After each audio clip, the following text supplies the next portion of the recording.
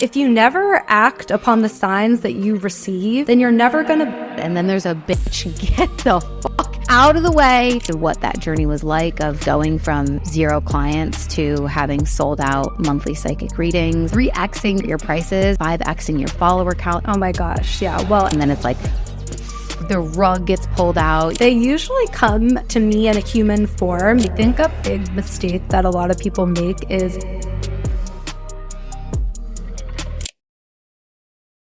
welcome to the show, Caroline. I'm so excited to have you here. This is going to be a really fun conversation because I feel like we're going to get to weave in so many different aspects of just like life, spirituality, travel, business, all of the things. But I kind of want to get to know a little bit more of your background because obviously we've worked together and you've been in my program and it's been so fun to see you kind of flourish in that aspect. But as we're going to talk about, your work in terms of like psychic gifts and readings and intuition and spirituality, I'm really curious personally, more of the kind of backstory first of how you grew up and where your family dynamic, like what you were like in school. I know that you mentioned when you were younger, you had no indication that you were going to have like any psychic gifts whatsoever. So I'm just really curious about those early stages of your life and kind of what your personality was like or your upbringing in general. Yeah, absolutely. Yeah, like you mentioned, being a professional psychic was not really in the cards for me, or so I thought.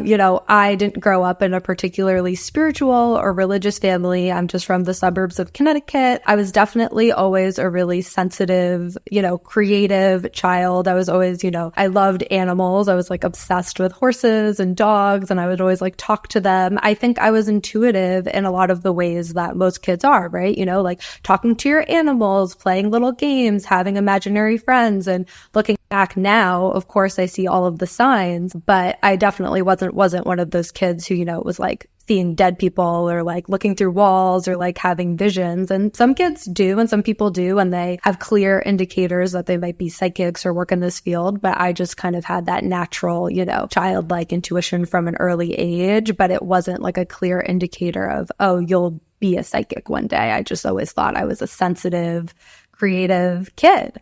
And so I grew up in Connecticut. I went to college in Los Angeles. I just was always really drawn to the city. I felt like that was going to be the perfect place for me. And while I was in college, I decided it was going to be my dream to work in entertainment. I thought I wanted to be in the music industry as like an agent or work for a record label. I had always loved live music. I was super drawn to music and that space. And I was just like, I'm going to be like a famous agent or like record label person, something like that. And so I started to, just like hustle away and get all the internships I could and break into the industry.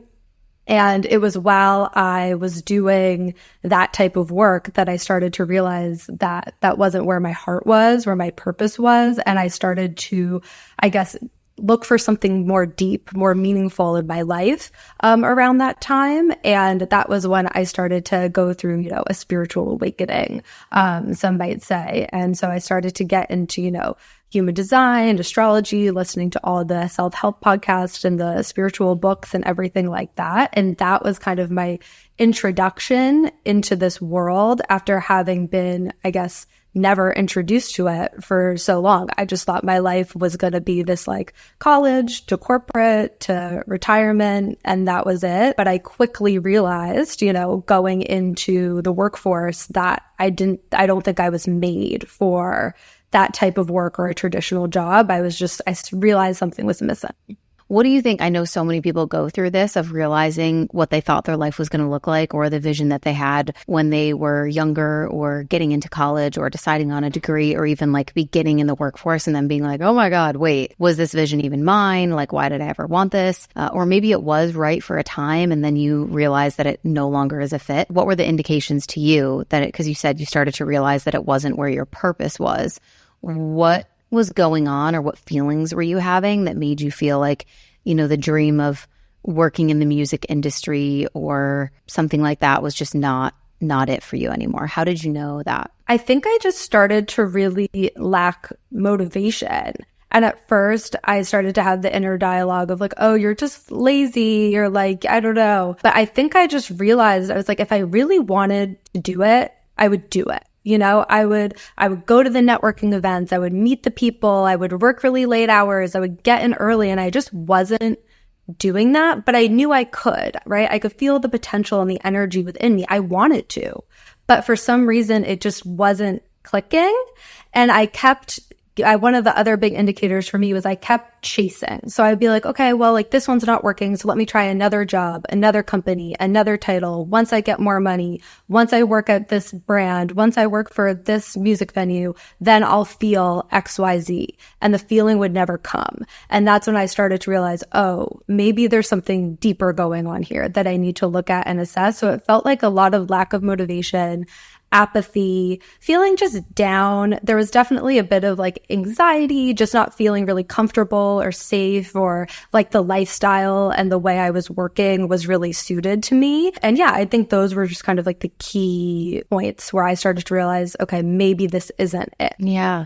Okay. So you're starting to realize that this idea for your career that you had is no longer aligned. Maybe it's not what you actually want deep down. Are you already deep in your spiritual journey? Have you already had some kind of awakening? Are you already tapped into your gifts? Or when did that come in? When did you start to become open to seeing, hearing, receiving messages, maybe playing in the realms of giving little mini readings? Like, were you already doing that while you were working and then it kind of just grew and grew and like pulled you more towards it? Or how did that evolve? Yeah. So I would say January of 2018 was where I really started to get into my spiritual journey. I was like really consuming a lot. I was just like consuming, but I wasn't really embodying until March of 2020 when the world shut down. I was in what I thought was my dream job in the music industry that had started to prove itself to be pretty toxic and pretty tough. And that was when I realized I finally had time. I was at home. I was like, let me start embodying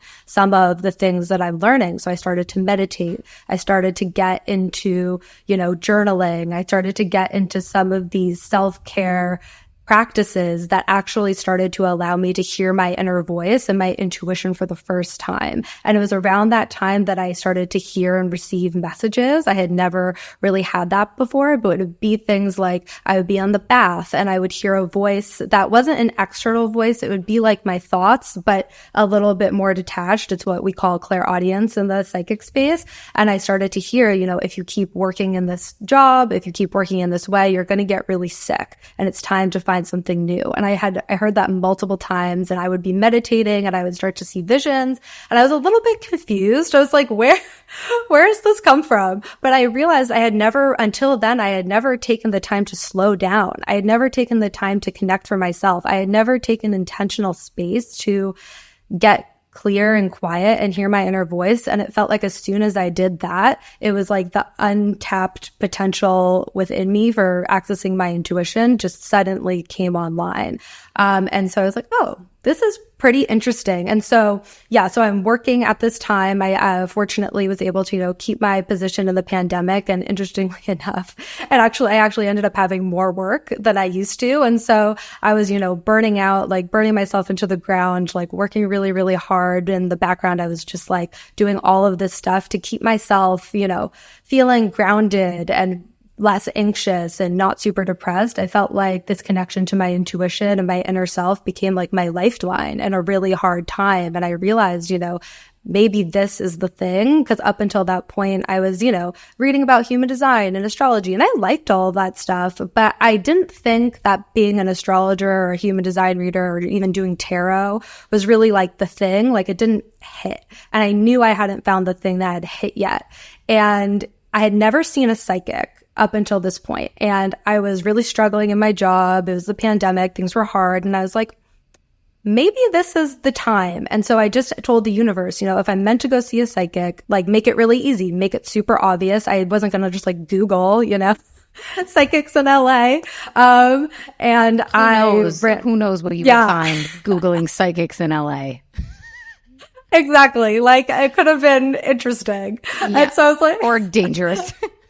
Exactly. And I think that was a lot of the rhetoric that I had heard around psychics too, right? I had kind of grown up with the societal programming that to see a psychic was, they could be scammers or con artists, and to go to one, they can manipulate you and you're vulnerable. And of course, knowing that now that there are psychics that do that, but I know a lot that also don't, right? And are super in integrity and in alignment with what they do. But you have to be very discerning and you have to know where to look. And at that time, I had no idea where to look. And so funnily enough, like a few days later on Instagram, a popular figure in the LA wellness space posted the phone number of her psychic on her stories, super randomly. And I was like, okay, if it's good enough for her, then it's good enough for me. So I signed up for a session with this woman, and almost like immediately into the reading, she was like, you can do this. And I was like, I don't know about that.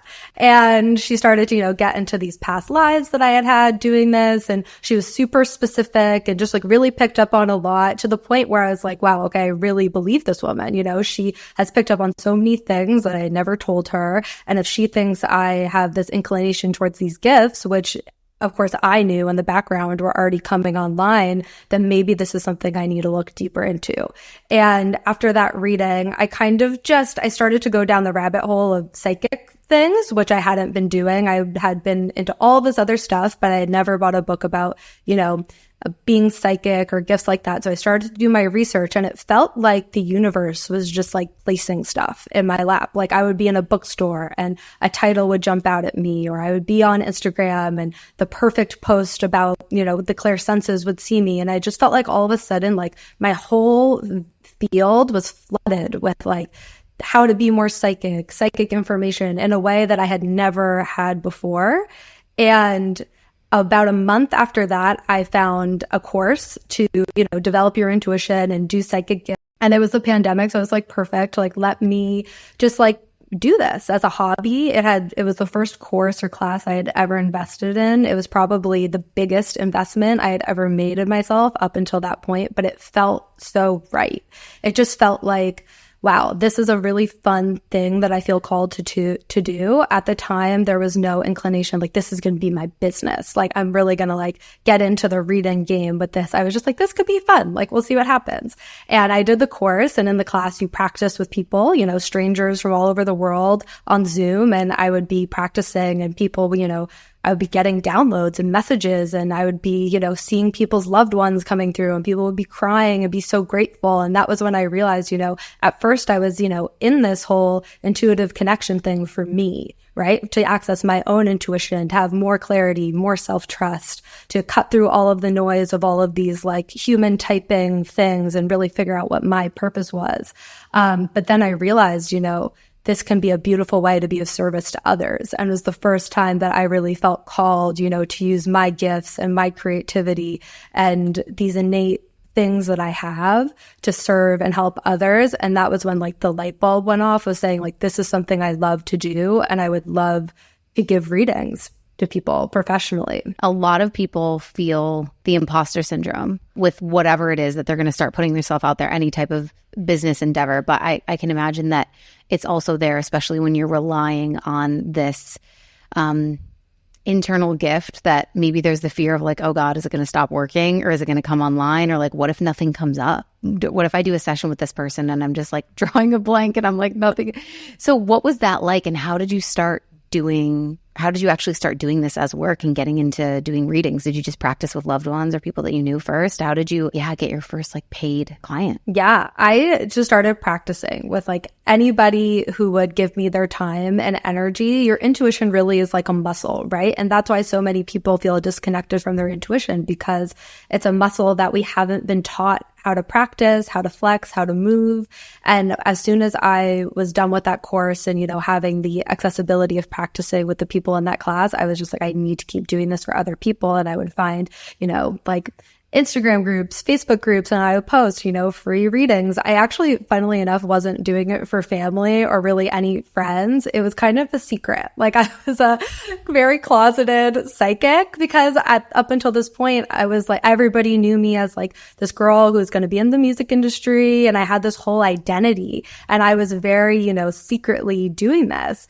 And so I really would I turned to the internet, and I just found so many people in a lot of of really beautiful, supportive communities to, practice with, whether it was through my psychic class or other like podcasts and groups that I could find that were like filled with aligned, like-minded people. And so I just would practice as much as I could. And then it was eventually in June of 2021, I decided to make a separate Instagram, and I officially had my first readings business. And I think I got my first paid reading from one of those group communities. There's a group online called Holisticism where you can post about your services. And I gave a free reading to someone in there. And then she contacted me again on Instagram saying I'd love to come back. I have a question about XYZ thing. And I was like, okay, well, I guess that'll be, I think I was charging $10, $15 for an hour reading. And she came back and this client actually has seen me till this, to this day, she still comes and sees me. So over the years, it's taken a lot. I think even till this day, I still have some imposter syndrome. I think it would be crazy for me not to, right? Because our intuition is something that feels so foreign to us. We don't know exactly how it works. And so it's easy not to trust. Sometimes you're like, yeah, is this going to come online? What if it doesn't work? But the truth is, your intuition, to be intuitive, is the most natural part of you. It's not some external thing that you have to reach for and pull in. It's actually something that you have to access from within and pull out of you. And so I feel like having that anchor of just knowing that my intuition is always within me, knowing that I'll always have an insight, that I'll always have access to it. Sure, there's some days where I'm maybe not the most clear or I'm not seeing a certain message or something like that. But I've learned over the time that if that's happening, I'm either not the person to bring through that message for a certain person, or it's not time for them to know that or time for me to know that. And so just really learning to trust that your intuition is this really natural muscle that you have to learn the rhythm of how it works with you, Yeah. I know, I believe this too, and I know you do as well, of every one of us is psychic to some degree, right? How much we want to develop that gift is kind of up to us. And I think there's people that are born with it really strong and other people that would really have to work towards it, but we all have some sort of psychic knowing or gift.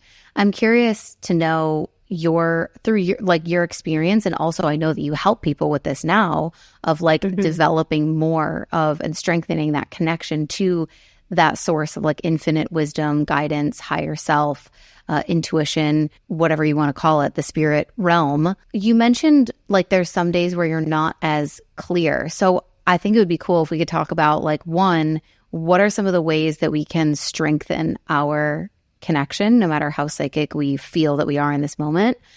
And then also, are there things that you have noticed that actively disrupt that connection? Is it something that you eat? Does it have to do with rest? Is it people that are in your environment? What are the things that can kind of kink that hose or block that intuitive connection? Yeah. So definitely some of the ways that I found were helpful for bringing my intuitive gifts online was primarily slowing down. I found that there's a very clear link between the nervous system and our intuition over time. I went through a season of pretty bad anxiety, and it was in that time that I felt the most disconnected from my intuition that I ever have. And it was in finding ways to regulate my nervous system through things like breath work and gentle movement. And I was doing things like flower essences, anything to help me regulate and slow down and bring my nervous system to a neutral space. I felt like that really then allowed me to start accessing that inner voice. And so that's why I always tell people who want to be more intuitive is to slow down and to find some space and silence. I think a lot of us are afraid to make that time to be alone with ourselves, to be alone with our thoughts. And so my key things that I offer for people is you don't have to sit in meditation for 2 hours a day, right?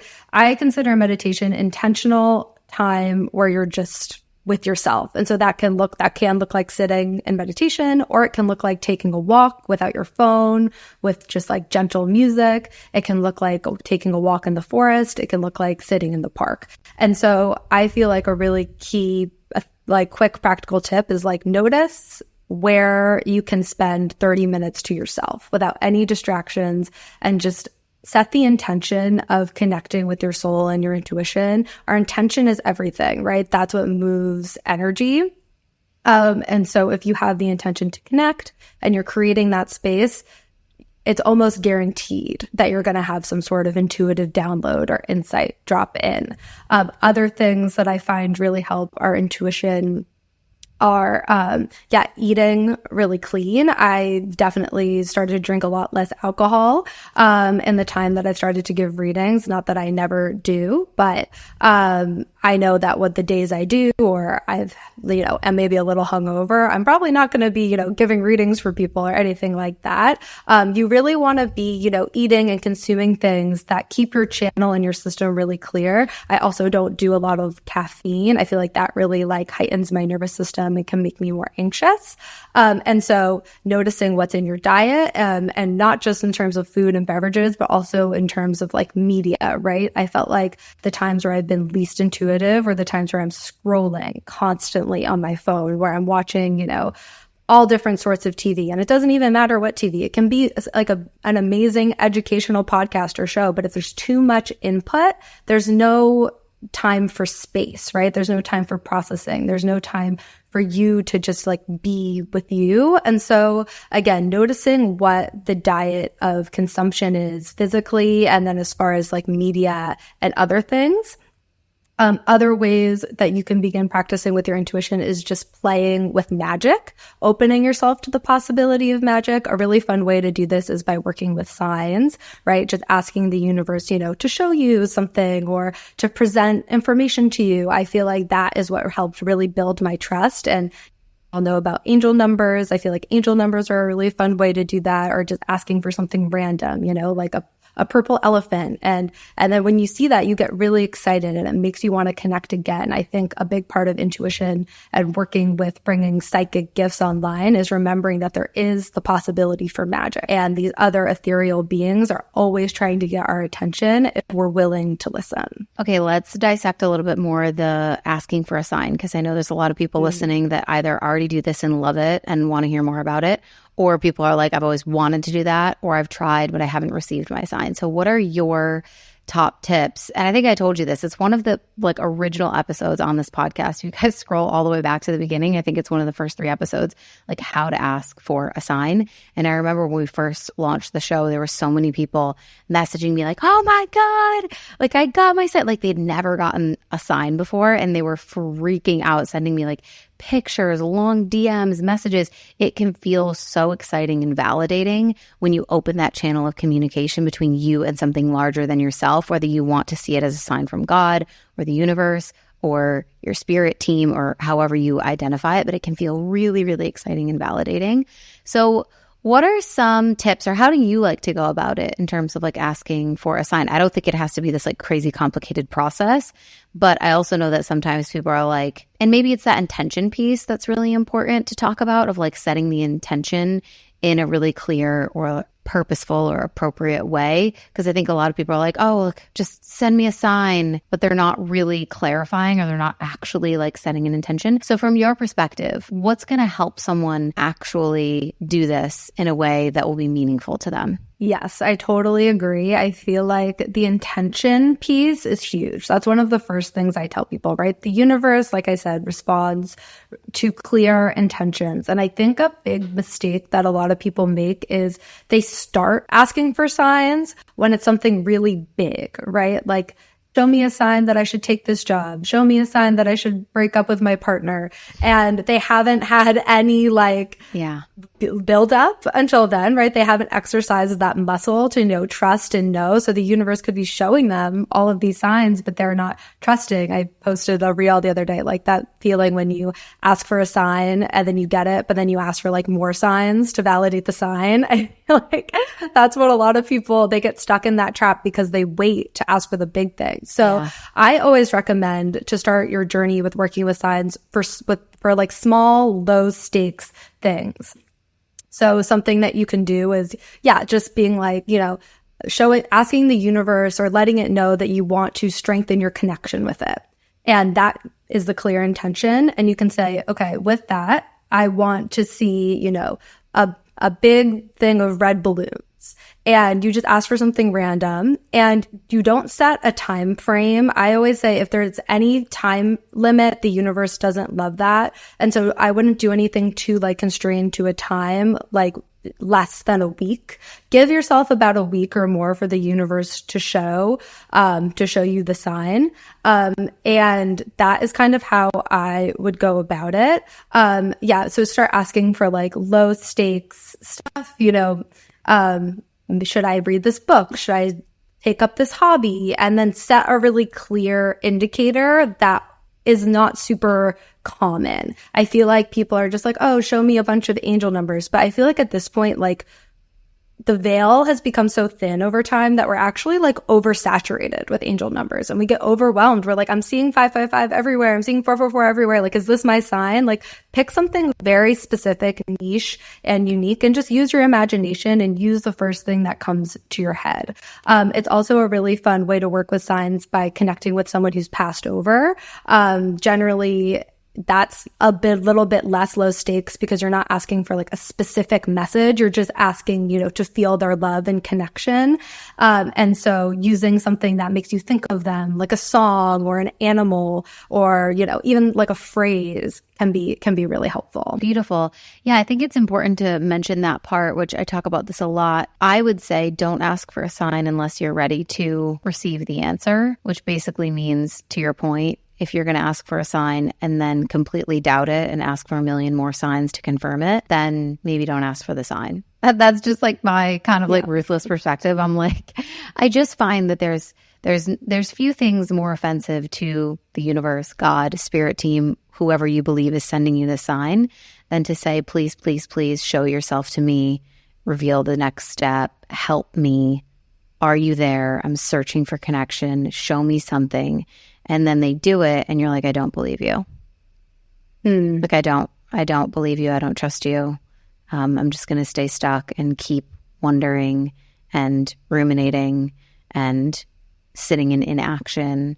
So I think there does have to be this element of not abusing the connection that we can have with a higher power and really being respectful of also the energy that it takes from the other side to bring those things into our scope and into our vision and into, how we're moving through life, and to actually recognize like, wow, that was an energetic task that was done specifically for me, and I need to respect that and be grateful for it. And so I'm only going to ask for signs that I know I'm really ready to receive and I'm ready to act upon the answer that I get. I don't know if you feel the same way, but that's just kind of the philosophy that I've gone with, because I do think that there are some people that really overdo it with the asking for signs. And I also think it can become this sort of crutch of like some people. And so maybe that's something that, would be valuable to have your perspective on as well, is like, where do we draw the line of asking for a sign versus just trusting yourself? Some people know that the relationship is not serving them anymore. Some people know that the job is toxic. Some people know that the friendship is not reciprocal and it's not working for them. Some people know that the family member is taking advantage and is draining their mental health, but they're not able to take any action towards improving their life or protecting themselves or moving in a different direction or making a change or leaving something behind until they're like, let me ask for a sign. Or even like with investing in ourselves, I'll receive messages quite a lot from people that really want to make a change and do something better for their life, or join a mastermind, or they want to do coaching, or they want to take a course of some kind. And they're like, okay, I'm going to like ask for some signs. And like, I love asking for signs. You and I both do, but also there's this like other side of it where it's like, at what point is that just a crutch and it's really, you're not allowing yourself to actually be in self-trust? What's your perspective on that? I totally agree. I think they can definitely become a crutch. I think the thing with signs is, you kind of alluded to this, was right. Like, we're not gonna receive a message that we're not ready to receive. So like, you can ask for the sign and be like, show me, show me, show me. But if you're not truly ready to receive it, the universe probably won't show you. Or like you said, you might get it, or you're not going to trust it. And so again, I do think the perspective of, being respectful of the time and energy that the universe puts in to, showing you that sign, to giving you that guidance is huge. It's not like your spirit team, your guys are going to like be mad at you for asking for more signs. Like there's not going to be like some cosmic punishment, but likely will just happen is you'll just stay in the cycle of self-doubt. And that's the funny thing with signs is they shouldn't be a crutch. They're more like a stepping stone, because if you never act upon the signs that you receive, then you're never going to build that trust with your intuition, right? And so you're just going to stay in the cycle of asking for signs, never doing anything, asking for signs, never doing anything, versus if you ask for a sign, take action, watch magic unfold, be like, oh my God, that was incredible. Write it down in your notes app. And then the next time you go ask for your sign, you're like, wow, look at how my life changed when I listened to that sign. Here's this clear sign I just got. Let me do it again. And so I always encourage my clients, to keep a note in their phone or to keep a journal of signs that they followed and where it led them to. And I think a big misconception too is that when you follow a sign or your intuition, that it's all just like rainbows and puppies after. Sometimes the universe guides you down a path that's really hard, but expands you and brings you some really beautiful gifts and lessons that you never would have gotten if you hadn't trusted yourself and trusted the universe and trusted that sign. And so I think the sign thing becomes a crutch when you never actually act on it and you just stay like circling the drain of constant like questioning. And then they kind of realize that that's not how you receive information. And so the signs either stop and they try to get your attention in other ways through like a crisis or something crazy happening. And eventually you get pushed in the direction that you're meant to go in a less fun way.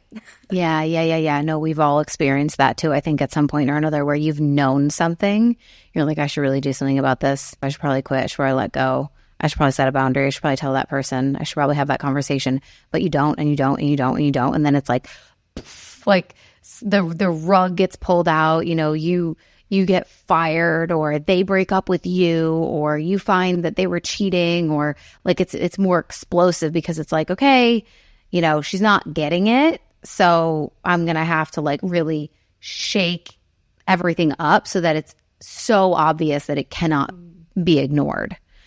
So I've definitely had that experience in my life before too, where I was like, oh, there's a whisper, and then there's a nudge, and then there's a gentle shove, and then there's a little smack over the head, and then there's a bitch, get the fuck out of the way. This is not the divine path. I guess I'm going to have to do it for you.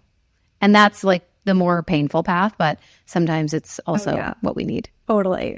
And it's funny. That's really how intuition is, right? It's quiet until it becomes loud. And our intuition is having that strong connection is what can keep us from having those like big pushes over the cliff from the universe. And that's what I've found, right? The more I've strengthened this muscle, the less on the floor crying moments I've had over the course of my life is because I take action in alignment with where my soul wants to go. And so there's less like constant drama. You mentioned being able to channel messages from loved ones on the other side. I'm curious what your beliefs are about angels, spirit guides, spirit teams.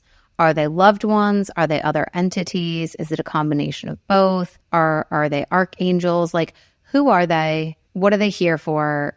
And can we connect with them? How would we do that? Yes, totally. I love this question because I feel like there's so much information and there can be so much confusion. And at the end of the day, it is really what you believe. But this is all based on what I've seen and engaged with in my readings. So I feel like there's a few different things. I think the really key thing the thing that I love to work with the most is our soul, right? That is the energy of us that has always been.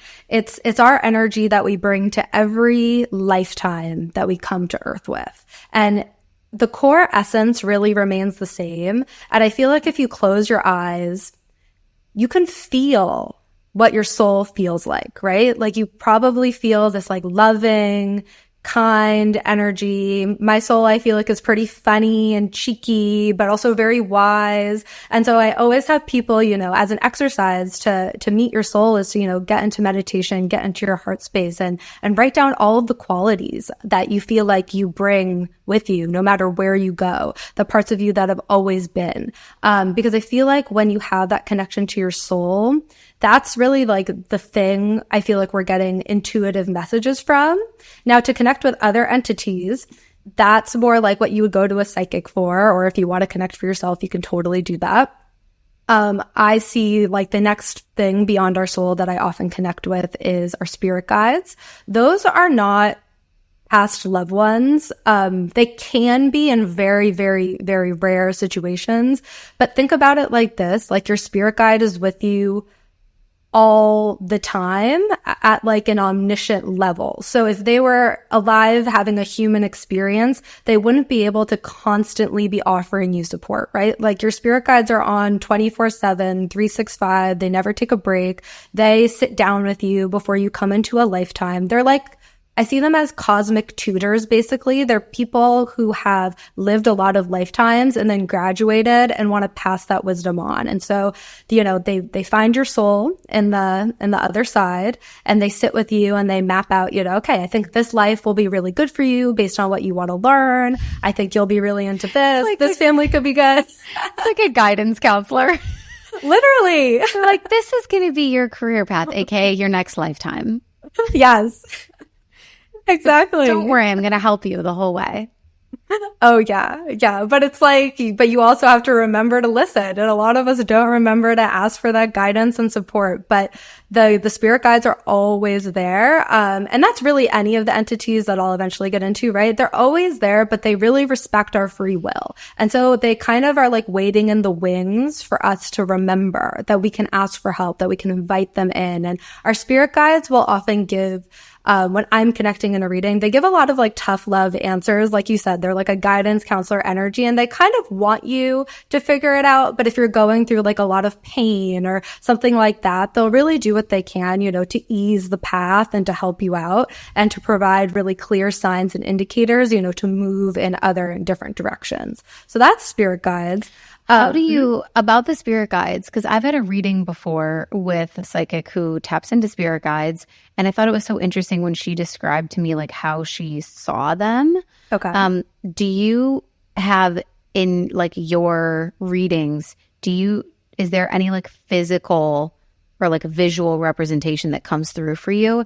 And what does that like generally look like? Because we know that they're not humans. So it's not going to show up as like, oh, your grandmother is here. Like, it's probably not going to look like a human person. So if you ever have had a visual representation of a spirit guide, what is that typically, like, what is the being like? They usually come to me in a human form. On the other side, they're just like energy, right? But the entities really come to us in a way that makes us feel comfortable, right? For our human brains to digest. So our spirit guides will often come to us in a vibe or persona that suits our personality. I often find like if you're really, I have someone that I read for recently and she has a really cool, like artsy style and her spirit guide was like this incredible, also like very artsy. He was super pale and like wearing all black and he was giving like vampire, like Twilight vibes. And she was like, oh, like that's totally him, right? Because they want you to feel that connection. So they'll come to me in a visual where the client is like, oh yes, like I totally feel them around me. Sometimes they'll give me a name. But if like I get a name and you feel the name is different, it doesn't really matter. The name just helps like create the bond, right? And pulls them closer. So I do see them as like humans with specific outfits and personalities. And I feel like giving clients that information, it helps them feel close to the guide. And so it makes it easier for them to access them. So cool. Yeah, I do remember actually receiving names of my guides, but like she prompted me to kind of like, she was like, the name, tap it. Yeah. What is it? And the names were really like random. Like it wasn't like it's Rick and Joe. It was like, I can't even remember them. I was just thinking now, I really want to go back to my notes from that session and like remember what those guides looked like and what their names were, just to like connect with them more. So, okay, very cool. Sorry. We'll keep going through the layers, but I wanted to pause on like because I always visualize spirit guides as like these almost like the genie in Aladdin. Like it's kind of like human form, but it's also like he like doesn't have legs. Like he's like floating. I don't know why that's how I picture them. But anyway, that's just my brain. Yes. Yeah. I mean, it is kind of like that. They just are like floating. They have like a very airy energy. But yeah, they're very human. And you touched on a good point that we usually have either one or two guides, usually not more than that. And there's usually like one main guide who's like the teacher. And then I always see like the second guide as like the TA who's learning from that guide. So then they can be the primary guide for like another soul eventually. So you'll usually have like one or two, to kind of help you out. Yeah, which is fun and exciting. I want to be a guide. I want to be a spirit guide in the next life. Do we think I'm evolved enough? I think I might be. What if this was my last life? Okay. Anyway, moving on. Beyond spirit guides. Yes, beyond spirit guides, we have angels. And so I see angels not super frequently. There's some psychics who like specifically work with angels. And so we all have like guides, we all have individual angels. They're a little bit like a step above spirit guides energetically. They perform more miraculous tasks like healing, and they interfere more than a guide would, right? Because the guide is like trying to be like, you got this, like, here's my advice, but like, you make the choice. The angel is like, you need help. I'm going to interfere. Like if you're in a dangerous situation and something miraculous happens, it's usually because one of your angels has stepped in. And so they do a bit more of like, the get in there and like actually help you out type of work, and they can ease, medical conditions and stuff like that. And they offer really beautiful, potent, loving wisdom. They always bring a really beautiful perspective to the session, just about like life. It's not so tangible, like as far as action steps. It's more just like general wisdom about the universe, I would say. And then beyond our personal angels, there are these archangels, or these like the angels that a lot of us know, Archangel Michael or Archangel Metatron or Uriel. And those angels have specific things that they specialize in or work with. Metatron, does a lot of stuff with energy and stuff like that. And I feel like working with those, I'll only really call them into a session. Like I will call them in to bring some healing, or to, have them offer some specific wisdom in their like zone of genius, honestly, for my client. And I always think those are a fun thing to work with, when you're opening your intuition, because those archangels, they have very distinct energies and very distinct messages. And so if you're wanting to, learn how to discern between like guides and angels and different entities, things you can do is get into meditation and call upon a very specific entity. So, I want to call upon Archangel Michael, and you just see what happens.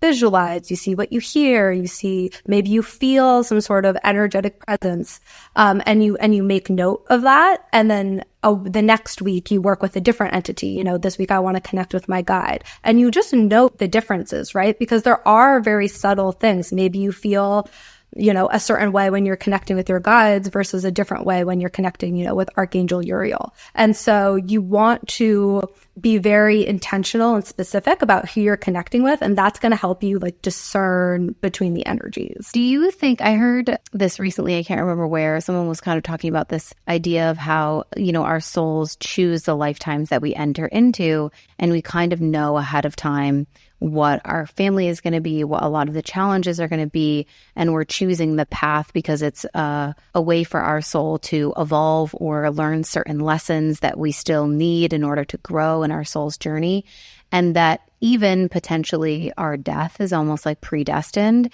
and that if you are not meant to die, but there's some sort of like freak accident or something that happens in the human realm that is threatening your life, that your guardian angels will be the ones to kind of like stop that. Because if you're not meant to go that way, it won't happen, or they'll make sure that it won't, which is like how people kind of describe sometimes those near-death experiences that they have, or even people that have clinically died and then kind of come back into their bodies have described, being met with angels, or, they'll depict what it felt like on the other side, but then ultimately they are sent back. And in those stories, a lot of times people share this idea of like feeling such a sense of like love and peace and relief on the other side, and so much beauty, and like kind of maybe even like wanting to stay there because it feels so good.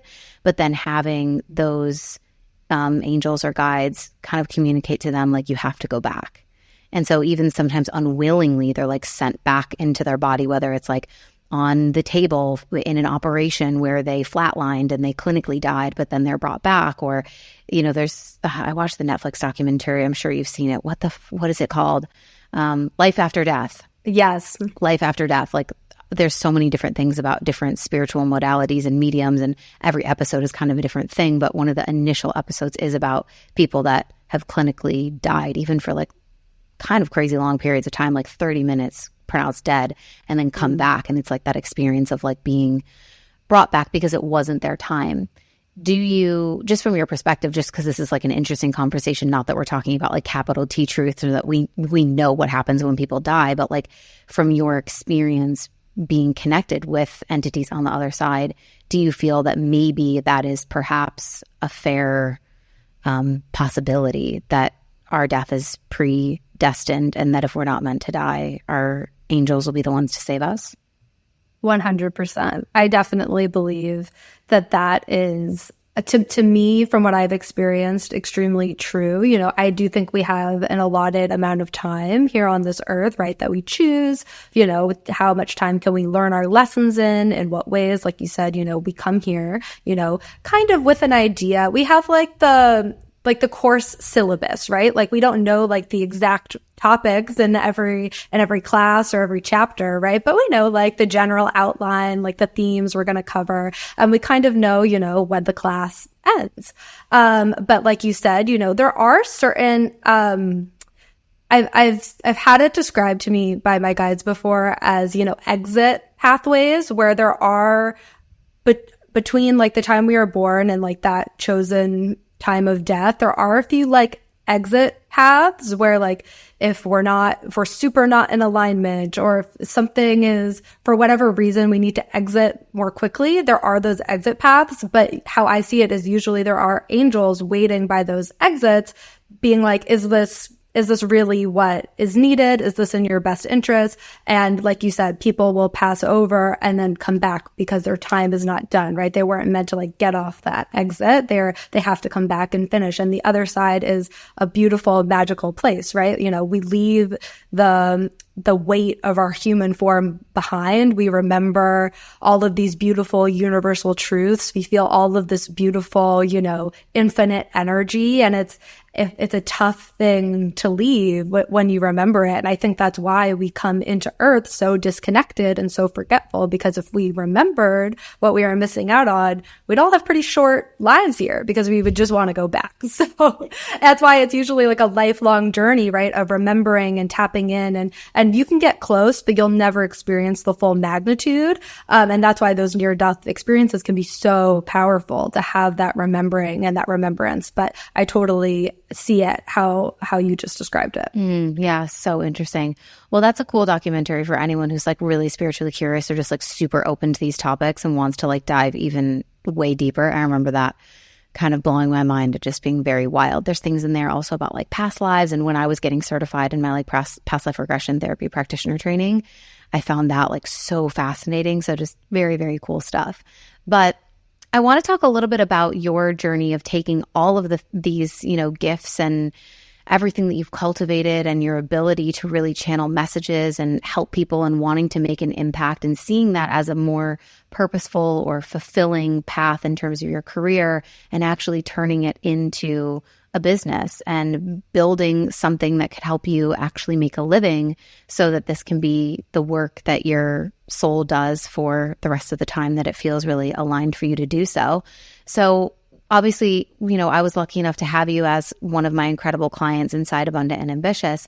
And I I just wanted you to share a little bit about what that was like of, taking something that is so near and dear to your heart, that's special to you, that helped transform your relationship with yourself, heal your anxiety, feel more connected, become more grounded, start impacting other people, seeing how it could change their lives, and then wanting to spread that message far and wide. But of course, we all feel overwhelmed by the idea of the other.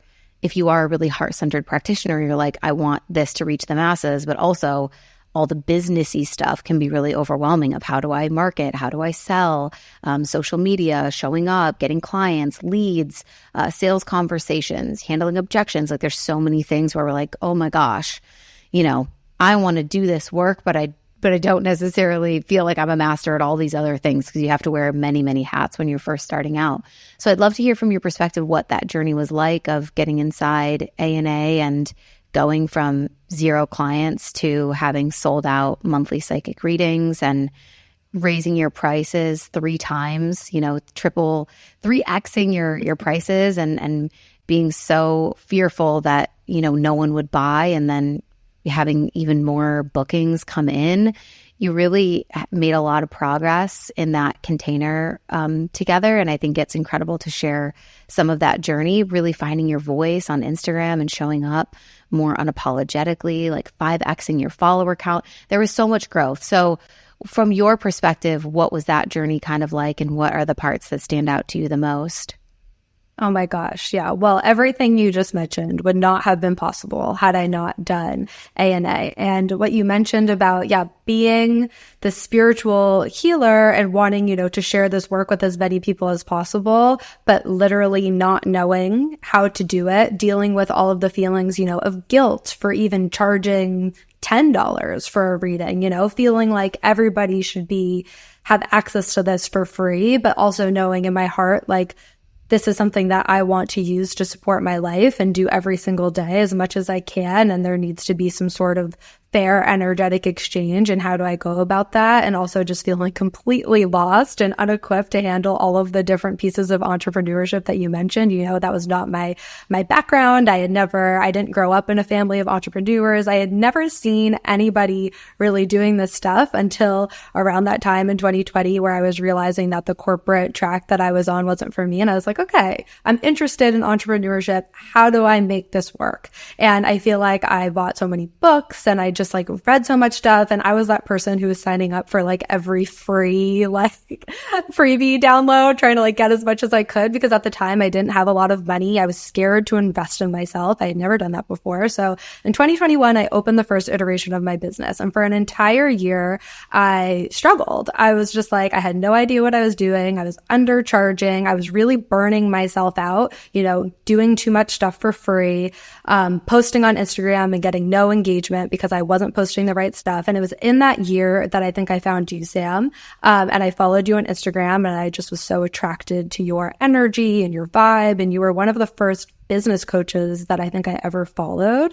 I had never seen somebody online, talking about the things that you were talking about, making, a certain amount of money, doing what you loved, having all this freedom over time, location, and how you spend your days. I had never seen that. And you were really my first expander in that space. And I was like, okay, this girl gets it. So I'm just going to follow along. And as I'm sitting, struggling through that first company that I had opened, I was like, you had started posting about Abundant and Ambitious, and I would just look along, and you announced it one time, and I was like, that's definitely not for me. I can't invest that amount of money, and that I'm still struggling. And then you announced it again, that following spring, and I was like, I don't know, maybe I'll do this, maybe not, because again, I wasn't truly ready to go all in. I think I was saying I want this, I want this, I want this, but I wasn't changing my habits, my actions. I wasn't changing my relationship with money or the way I approached anything, right? I didn't want it bad enough, quite honestly. I wanted it, but I wasn't willing to change in the ways that I would be required to make this a real legitimate thing. I think probably because of that imposter syndrome. So I was like, I'm doing it, but at this very small scale. Yeah. And eventually I wanted to not do it on such a small scale. I burnt myself out so bad that year that I actually ended up taking a full year off.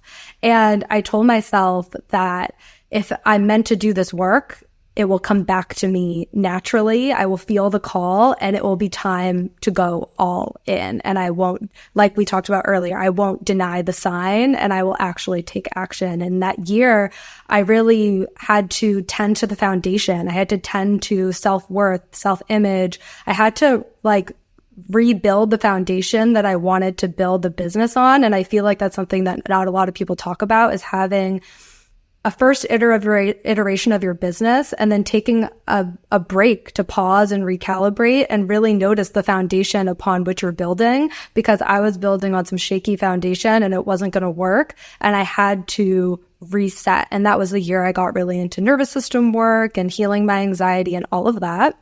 And it was around the summer of that year I got really sick.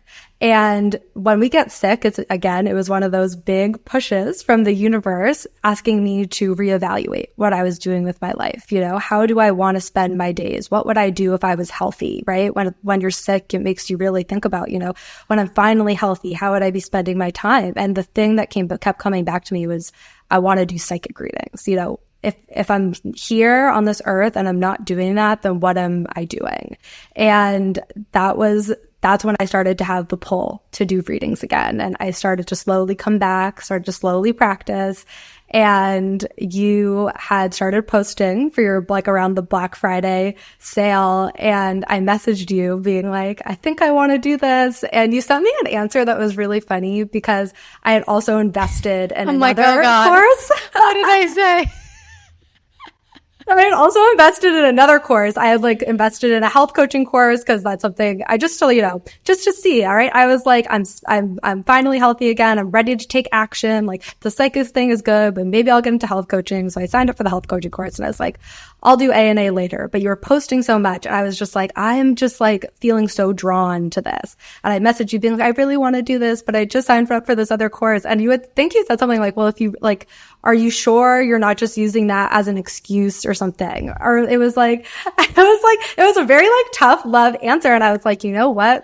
Shoot, I guess I might be I think I just, because it was time, right? I had to get honest. I had to say, you know what? I can do these two programs at once. I'm going to go out less with my friends. I'm going to drink less. I'm going to spend less money on other stuff. I'm going to find a way to make this work no matter what it takes. And that was the turning point. And that is what finally made me hit buy on ANA, was when I was like, I'm ready. I'm ready to change my life and commit, and I'm ready to stop making excuses. And I feel like another lie I was telling myself was when I make a certain amount of money in my business, that's when I'll invest in business training. No, classic. Yeah. Yep. And I was like, you're never going to make anything, girl, unless you get some help. Yeah. And that was just what I had to come to. And that's how I ended up signing up. Yeah, I love that. Oh my God, that's so funny. I have to go back in our DMs and actually see what I said to you, because I'm like, wow, that's so funny. I feel like that time of year too for me was just so crazy, and the Black Friday sale was so much happening. So I can imagine that I was just very much in an energy of well, if you want to do it, then you will. And if you want to do two things at once, you'll find a way. And maybe it's an excuse, or maybe it's really not the right time, but I'm sure you know the answer. And that was probably something that I said, I'm sure you know what's right for you or something like that. So that's really funny. But it's crazy sometimes how we witness ourselves in those. And I think everything, of course, happens in divine timing. And if you had done it 2 years prior, it's not to say that it would have been better, because you also have to be ready, and you have to. And sometimes we do need to want it more, as you said, a little bit more struggle, a little bit more pain, a little bit more perspective on what's important in life and how much you actually value this thing. But then you get to the point where it's am I going to continue to make the excuses, or am I going to decide that oh, I actually am ready? I'm just feeling a little bit of that fear. So yeah, I really appreciate you sharing that story, because I know so many people can resonate. We wait on our dreams so often. And then look at where you are now. I mean, I'd love for you to just kind of share a little bit about the transition, because obviously that was a big step. You invested in yourself twice in, a really short time frame. It was a big commitment to want to do multiple things at once. And you knew it was going to require a lot of action and change. What's the, you reap what you sow. So what is the kind of other side of that? What's the benefit? What changed for you in business? I feel like as soon as I signed up for ANA, the shift happened immediately. I swear to God, the next day, I all of a sudden had 2 weeks booked out of readings. One of my reels went viral. It was like the energy shifted. The universe responded to me giving my 50%, and it gave its 50% back to me. And I was immediately, from that moment, I was like, this course is going to change everything. And that was the thing about ANA for me. I feel like it gave me the framework and the tools and the structure that I could have never found in some freebie or a podcast or anything. I feel like the wisdom and the value that you pack into that course, it's things that I never would have even thought of. And it's so tangible. It's so actionable. I felt like the homeworks that you gave and the trainings that were inside, I was able to immediately like go to Instagram and make that change or make that shift or change the way I was interfacing with a client or set that boundaries.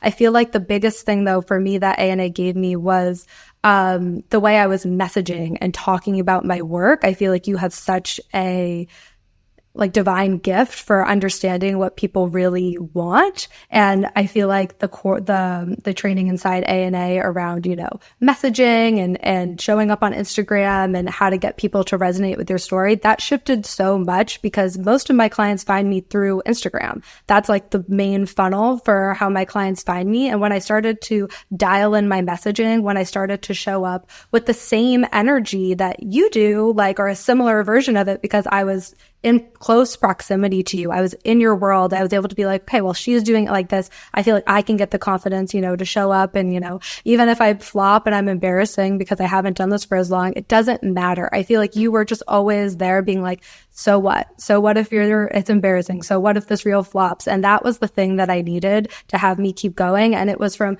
showing up on all of the days that I didn't want to, on all of the days that I thought a reel was silly or stupid, or I had all of the different things I had to A/B test. That's what helped me get a steady stream of clients over time. That's what built the followers. I felt like in the previous iteration of my business before joining ANA, I would just do one thing and it would flop and I just wouldn't go back on Instagram for 2 weeks. So I would be so embarrassed, or I just was like, this is never going to work. But it was the constant momentum and support of you, of the community, of the group chat, of seeing other people try and fail and get themselves back up. That's why I was like, I'm just going to keep going. And it was that forward motion that I feel like really changed everything and continues to change everything. Yeah, I think there's something to be said too for that kind of energy, not just from me, but from the group, and having a community where it's like we're starting at the same point all together. That's one thing that I love about ANA is we start week 1, we're all on week 1 together. We're all on week 2 together. We're all on week 3 together. And there is this body double effect where it's you're almost in a group project. It's obviously your own version of it, but it feels like, okay, next step, next step, next step. And so it's very easy and you're more supported in continuing to put one foot in front of the other and actually make those continuous steps and take the risks and the action and showing up and the consistency online and all of it that's required.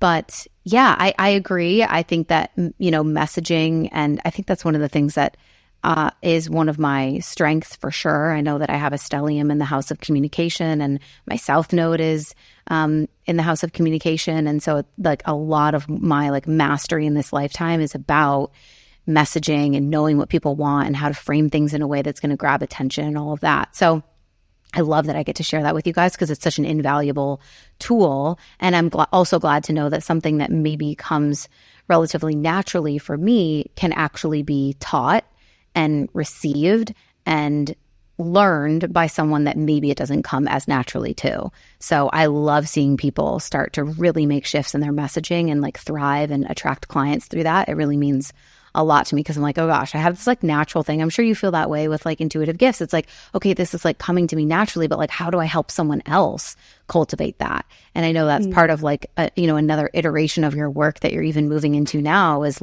beyond just doing the readings and helping people through the service that you provide, also teaching other people how to cultivate those gifts. And it's a whole nother beast. I'm sure you know that side of, okay, how do I actually make a framework for this or give them action steps that are going to help them build this? So I love hearing that. And that feedback is really, really, it's really special to me. So if you guys are thinking about joining ANA, make sure that you upgrade and you add magnetic messaging, because that is the training that Caroline is talking about.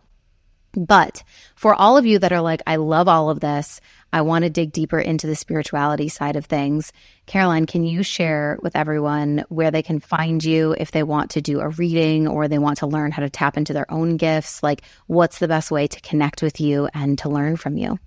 Yes, absolutely. And first of all, thank you so much for having me. It was so fun. I'm just so grateful for all of your help and support and really holding the vision for me when I couldn't hold it for myself. I literally get emotional talking about it because your course really changed everything for me. And so if you're even thinking about it, I would dive deep and make the investment and say yes to that work with Sam, because it really changed the course of my life. And I don't know where I'd be without her. I'm going to cry. I'm I wasn't expecting to get emotional, but that's how you know it's the truth, for real. Yeah. But yeah, you really, it's incredible what you share. And I couldn't imagine my life without it. And but of course, and I know you'll never get rid of me because I'm always going to keep coming back. I'm always going to be in your world. Anything you do, any free workshop, I'm trust me, I'm there. But yes, for anybody who wants to dive deeper into spirituality and intuition with me, you could book a psychic reading at my website, www.peaceandchaosny.com. I offer psychic readings, and like Sam mentioned, I offer intuitive coaching where I help you connect to your intuition and live more in self-trust, to go after the life of your dreams. Or you can just follow me on Instagram at peaceandchaosny to get just some quick, hot psychic tips and just to follow my life as, a New York City girl. I love it. I love it so much. We'll link everything in the show notes for you guys. Thank you so much for coming on, Caroline, and sharing your gifts and your wisdom and your story. It's been such a pleasure and an honor to get to work with you. And this is this is because I cry about this all the time, but this is the honor of my life to get to help other people bring more joy and fulfillment and peace to the world. So your work is really incredible. It's important. And I feel so blessed to just be part of the journey to allow you to spread that even further. So thank you so much. We'll link everywhere where you can find Caroline in the show notes. Make sure that you go connect with her. If you resonated with her story or you want to ask her any questions, shoot her a DM. I'm sure she'd be more than happy to hear from you. If you loved this episode and you want to send it to another spiritual girly, copy the link, send it to a friend, let them know you were thinking about them. We love you guys, and we'll talk to you next week. Bye.